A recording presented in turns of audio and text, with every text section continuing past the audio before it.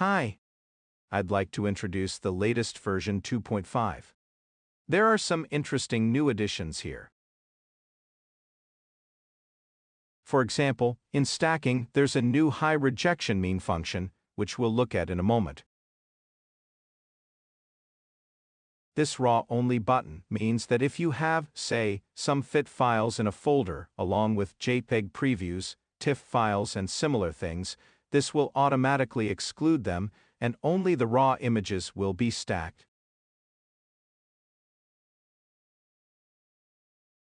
This sigma value here is tied to the various stacking algorithms. It's where you set the strength of the effect, where 1 is the strongest and 5 is the weakest.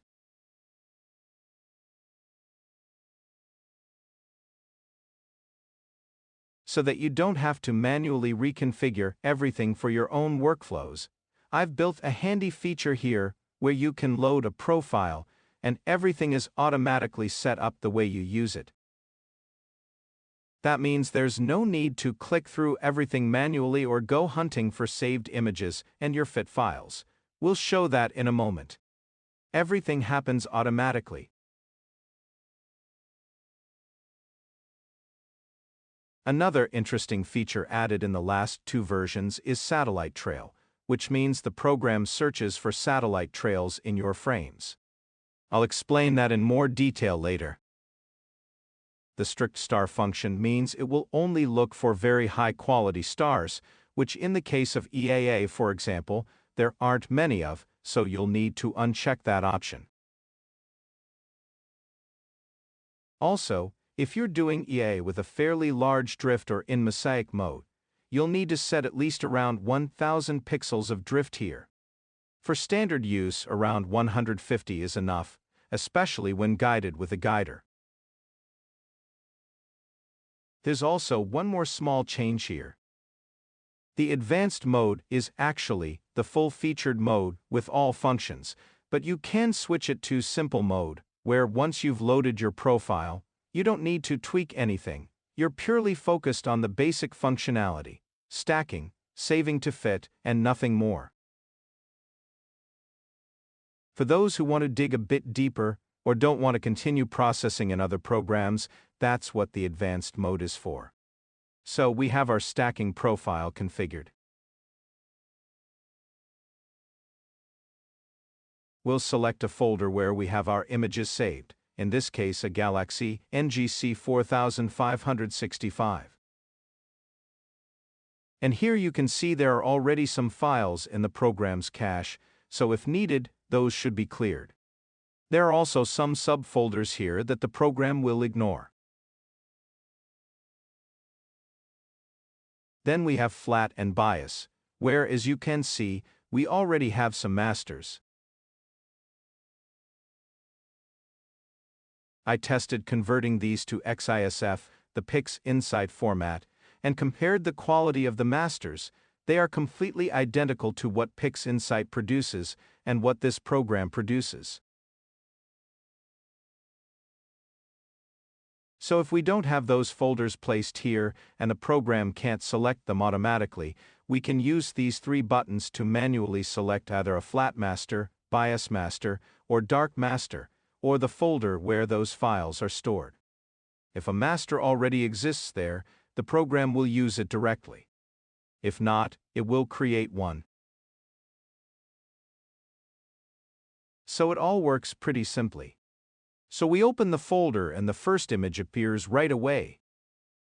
You can see that the black point is already slightly pre-adjusted here to highlight any defects in the frame, satellites, vignetting, and so on. You'll immediately see how many lights, darks, flats, and biases are in the folder. You can also limit the maximum number of frames, say 10, 15, 20, 100, it's up to you. We have 43 here, so we won't restrict much, but we'll keep the review frames option checked.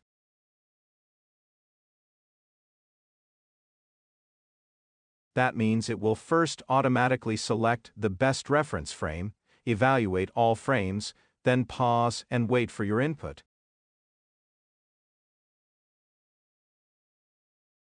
So we'll start the process, and you can see it already pulled from the cache, so that was fast. This time I didn't clear the cache, I left it in. And you can see it immediately shows some candidates where a satellite trail might be present. This is a fairly sophisticated function that I trained on images using AI, so the program can reliably identify actual satellite trails and not flag false positives. It works very well.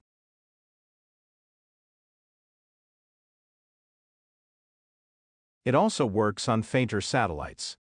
The very faintest ones aren't worth detecting, since they'll disappear after just a few stacked frames.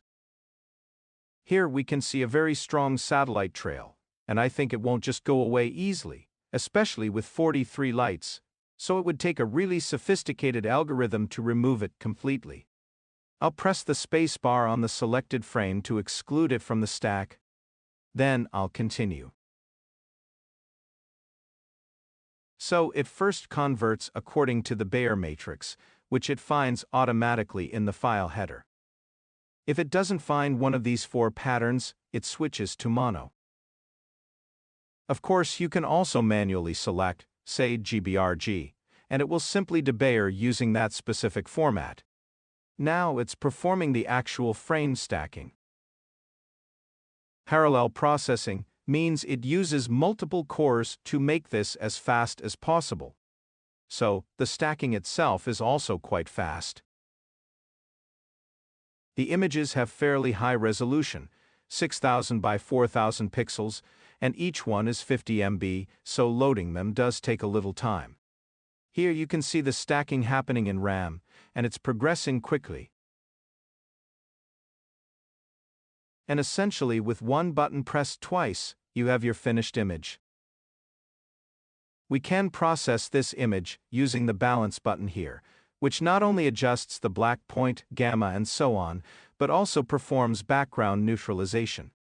In this case, the background is staying a little blue.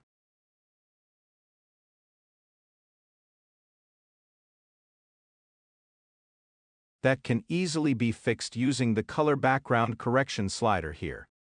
You can see how it nicely evens out on the curves.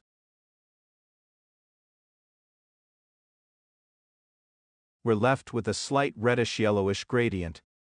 That's why I developed this useful feature. It works really well. Remove gradient. Everyone knows this from Graxpert and similar tools, but here the workflow is significantly faster because you just press it, and as you can see, it's leveled out. Then we can reduce the brightness a bit.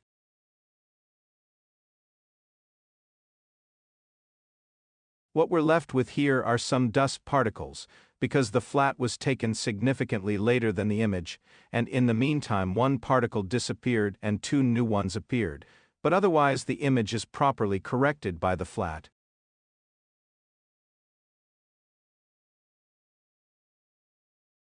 Here we can see some stars near the edges, so we can apply a 2% crop, and it will neatly trim those for us very quickly. Rotation options are of course available too. That's standard in every program nowadays, so it's a useful feature. We can also apply some noise reduction to the image, moderately of course. There's no point going to extremes. This is the foundation for exporting as PNG or 16-bit TIFF.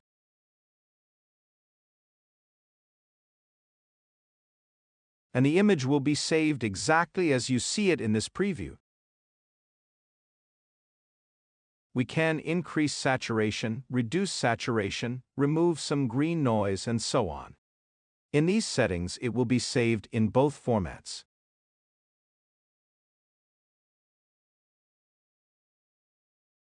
If we want a clean fit with no stretch applied, we select Fit 32-bit and it saves for further processing. That's a quick overview of this program. This is its latest version. There may be some more improvements down the road, but my focus is now more on refining the individual features to make them as fast and reliable as possible. I've already removed some things from the interface. The important things are being able to see the curves for adjustments, see the file header to know what kind of file it is, and being able to quickly stack an image. The stacking quality is absolutely on par with every other program I've tested. Sometimes it seems to me that many programs present themselves as having super advanced features and algorithms doing 100 different things, but then the result is exactly the same as here.